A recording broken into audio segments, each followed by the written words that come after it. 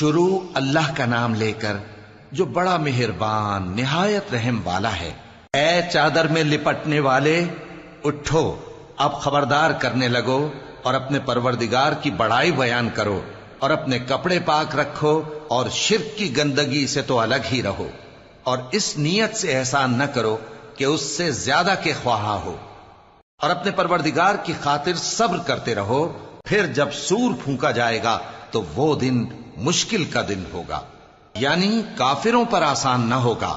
مجھے اس شخص سے سمجھ لینے دو جس کو میں نے اکیلا پیدا کیا، اور میں نے اس کو بہت سا مال دیا اور ہر وقت حاضر رہنے والے بیٹے دیے، اور اس کو ہر طرح کے سامان میں وسعت دی، پھر بھی لالچ رکھتا ہے کہ میں اسے اور زیادہ دوں۔ ایسا ہرگز نہیں ہوگا، یہ ہماری آیتوں کا بڑا مخالف رہا ہے۔ میں اسے ایک بڑی چڑھائی چڑھاؤں گا۔ اس نے غور و فکر کیا اور ایک بات ٹھہرا لی، یہ مارا جائے، اس نے کیسی تجویز کی، پھر یہ مارا جائے، اس نے یہ کیسی تجویز کی۔ پھر اس نے نگاہ کی، پھر تیوری چڑھائی اور منہ بگاڑا، پھر پیٹ پھیر کر چلا اور تکبر کیا، پھر کہنے لگا یہ تو جادو ہے جو پہلے لوگوں سے برابر ہوتا آیا ہے۔ پھر بولا یہ اللہ کا کلام نہیں بلکہ بشر کا کلام ہے، میں ان قریب اس کو سقر میں داخل کروں گا، اور تم کیا سمجھے کہ سقر کیا ہے؟ وہ ایسی آگ ہے کہ نہ باقی رکھے گی اور نہ چھوڑے گی، اور بدن کو جھلس کر سیاہ کر دے گی۔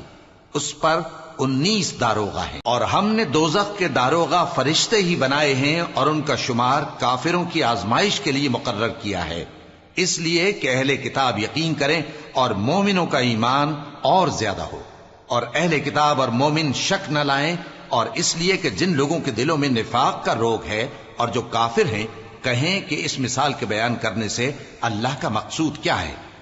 اسی طرح اللہ جس کو چاہتا ہے گمراہ رہنے دیتا ہے اور جس کو چاہتا ہے ہدایت دیتا ہے، اور تمہارے پروردگار کے لشکروں کو اس کے سوا کوئی نہیں جانتا، اور یہ قرآن تو بنی آدم کے لیے نصیحت ہے۔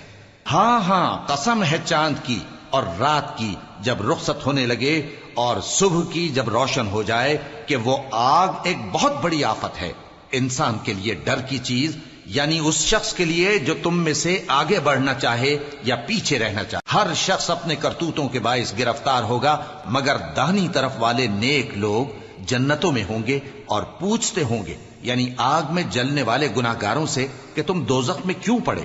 وہ جواب دیں گے کہ ہم نمازیوں میں شامل نہ ہوئے، اور نہ ہم فقیروں کو کھانا کھلاتے تھے، اور ہم بحث کرنے والوں کے ساتھ مل کر بحث کرتے تھے، اور روز جزا کو جھٹلاتے تھے، یہاں تک کہ ہمیں موت آ گئی۔ تو سفارش کرنے والوں کی سفارش ان کے حق میں کچھ فائدہ نہ دے گی۔ ان کو کیا ہوا ہے کہ نصیحت سے روگرداں ہو رہے ہیں؟ گویا گدھے ہیں کہ بدک جاتے ہیں جو شیر سے ڈر کر بھاگ جاتے ہیں۔ اصل یہ ہے کہ ان میں سے ہر شخص یہ چاہتا ہے کہ اس کے پاس کھلی ہوئی کتاب آئے، ایسا ہرگز نہیں ہوگا۔ حقیقت یہ ہے کہ ان کو آخرت کا خوف ہی نہیں۔ کچھ شک نہیں کہ یہ قرآن نصیحت ہے، تو جو چاہے اسے یاد رکھے، اور یاد بھی تبھی رکھیں گے جب اللہ چاہے۔ وہی اس لائق ہے کہ اس سے ڈرا جائے، اور وہی معاف کرنے والا ہے۔